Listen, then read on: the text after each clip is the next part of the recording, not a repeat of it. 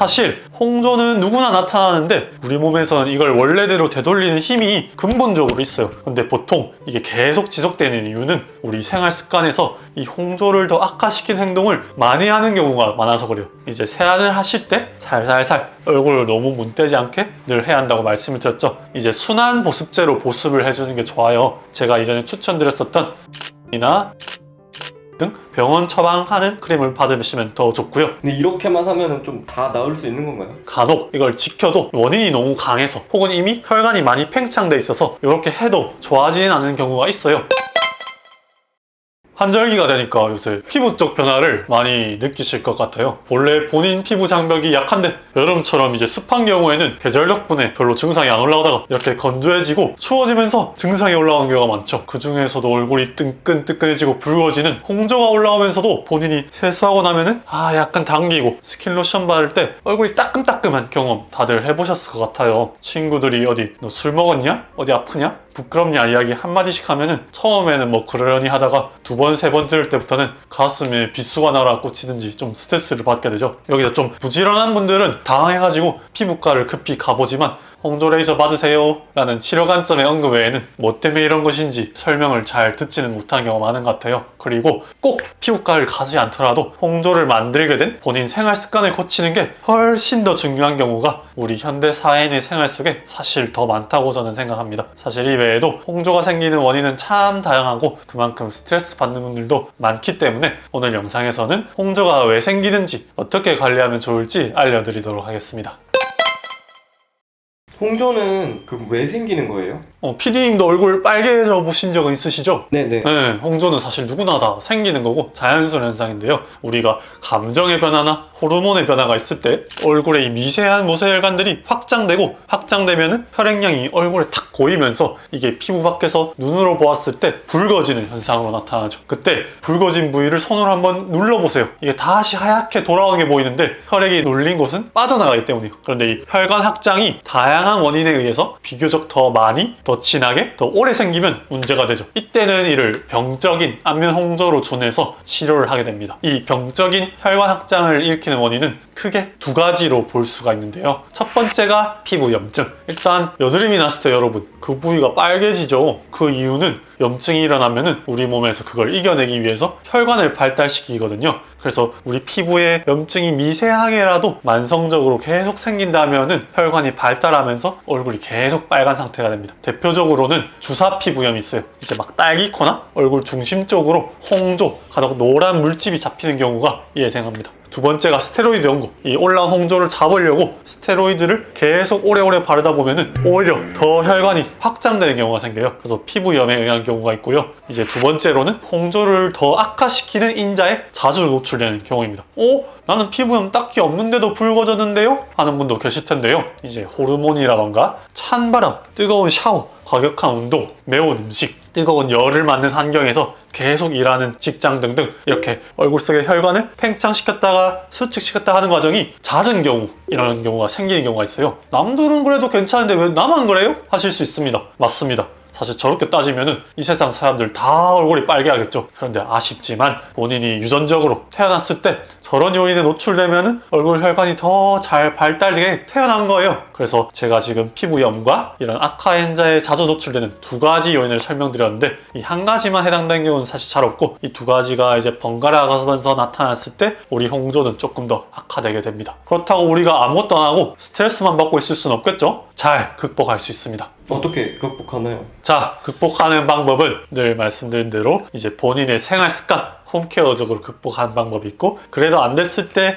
피부과적으로 시술을 좀 받아보면 확실히 도움이 되겠죠. 우선 좀 집에서 없애는 방법을 좀 알려드리겠습니다. 사실 홍조는 누구나 나타나는데 우리 몸에서는 이걸 원래대로 되돌리는 힘이 근본적으로 있어요. 근데 보통 이게 계속 지속되는 이유는 우리 생활 습관에서 이 홍조를 더 악화시킨 행동을 많이 하는 경우가 많아서 그래요. 그래서 이 습관, 이 악화 요인만 없애줘도 홍조의 원인이 해결되지 않더라도 좋아지는 경우도 사실 많습니다. 그래서 그 요인이 뭐가 있냐? 첫 번째로 설명드리면은 자외선을 차단을 잘 해야겠죠. 이거는 제가 맨날 말씀드리는 거고 어쨌거나 우리 피부는 피부 장벽이 지켜줘야 되는데 그 피부 장벽을 해야 하는 것들은 다 자극이 됩니다. 그렇기 때문에 자외선 차단을 잘 해주시면 홍조에 도움이 될 수가 있는데, 간혹 선크림 자체가 이미 자극된 피부를 더 따끔거리고 자극하는 경우가 있어요. 이럴 때는 어떻게 해야 되죠? 제가 선크림 편에도 말씀드렸던 것처럼 유기자차 선크림, 무기자차 선크림 있으면 무기자차 선크림을 바르는 게 좋습니다. 그리고 두 번째,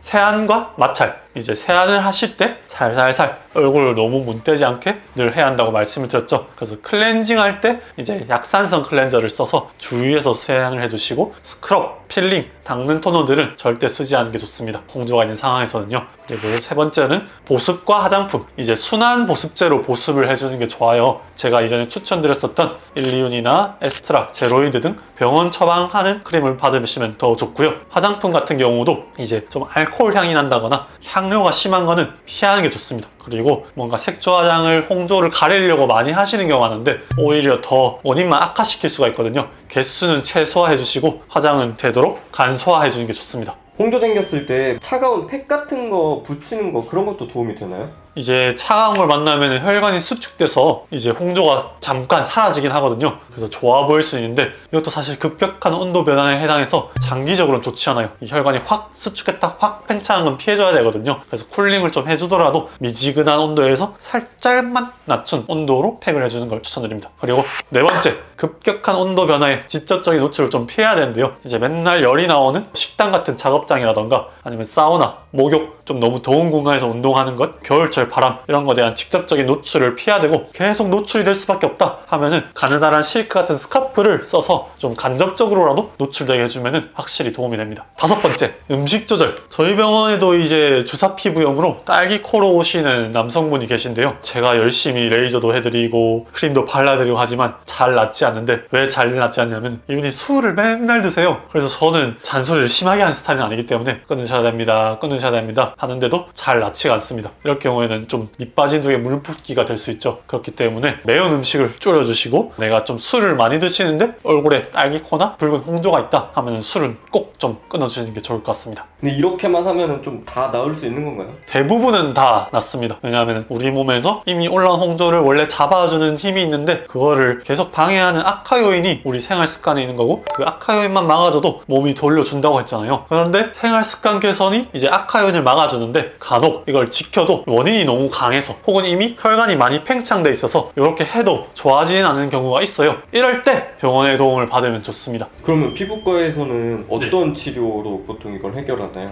일단 원인에 대해서 치료가 중요하겠죠. 보통은 우리가 이렇게 노력해도 잘 안 나아지는 피부과를 오래 오게 할 만큼 우리한테 스트레스를 주고 지속되는 홍조 피부염은 주사 피부염에 준해서 치료를 하게 되는데요. 주사 피부염은 사실 딱 이것 때문이라는 원인은 잘 없고 복합적이기 때문에 이 증상을 가라앉히는 치료와 동시에 생활 습관 교육이 들어갑니다. 일단 첫 번째 치료로는 약이죠. 먹는 약, 바르는 약이 있는데, 먹는 약은 보통 미녹신이나 독시사이클린 같은 항생제 계열입니다. 항생제라고 막 균을 잡아주는 건 아니고 이 항생제 자체가 염증을 조절해주는 기능이 있어요. 그렇기 때문에 붉은기운을 좀 잡아주고요. 그리고 바르는 약도 있습니다. 염증을 조절해주고 이 홍조 악화인자인 모낭증을 좀 잡아줍니다. 대표적으로는 수란트라 크림이 있죠. 그리고 먹는 약, 바르는 약 말고 다른 치료는 레이저 치료가 있어요. 이제 늘어난 혈관, 우리가 봤을 때 막 실핏줄 같은 거 있죠. 이런 것들을 바로 탕 쐈을 때 잡아줄 수가 있거든요. 그리고 피부 자체를 강화를 해주는 것도 레이저를 통해서 가능합니다. 그래서 혈관 레이저 치료, 제네시스 치료가 가능합니다. 그리고 세 번째 치료로는 이제 주사를 직접 놓아서 붉은 부위를 치료하는 방법이 있는데요. 이제 붉은 기운, 색소를 좀 잡아줄 수 있는 도란사민 주사라던가 얼굴에 스킨보톡스를 넣는 것도 이제 붉은 기운을 잡는 데 도움이 됩니다. 여기서 주의사항이 있는데요. 어쨌거나 피부과 시술, 특히 레이저 시술은 하나의 또 다른 자극이기 때문에 홍조를 없애려고 레이저를 쏘았는데 이 자극도 이겨내지 못할 만큼 이미 약해진 경우에는 오히려 붉은 기운이 더 악화될 수가 있어요. 이때는 약이나 주사로만 일단 극복을 하고 생활습관 교육이 먼저 더 필요합니다. 레이저만 받는다고 정답은 아니에요.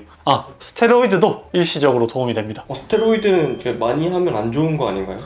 전에 지루성 피부염 할 때도 말씀드렸던 것처럼 스테로이드는 양날의 칼과 같아요. 그래서 우리가 부엌에 있는 칼이 사람한테 찔리면 흉기가 되지만 잘 쓰면 식칼 도구가 되는 것처럼 스테로이드 또한 잘 쓰면 좋고, 일단 당장 올라온 급한 불을 끄는 데는 아주 좋습니다. 불을 끄고 나고 다른 치료를 해주면 참 좋은데, 그렇다고 계속 불 끄려고 스테로이드를 쓰다 보면 혈관이 더 확장되면서 악화가 되는 거죠. 그렇기 때문에 스테로이드 받으면 더 안 좋아지던데요? 이건 아니고 일시적으로 썼을 때는 좋습니다. 그 외에 이제 방금 설명드렸던 거는 이제 전체적으로 올라오는 주사 피부염에 준해서 설명을 드렸고, 뭐 국소적으로 올라온 홍조라던가 한두 개 올라온 심폐줄들은 혈관 레이저로 비교적 어렵지 않게 치료가 가능합니다.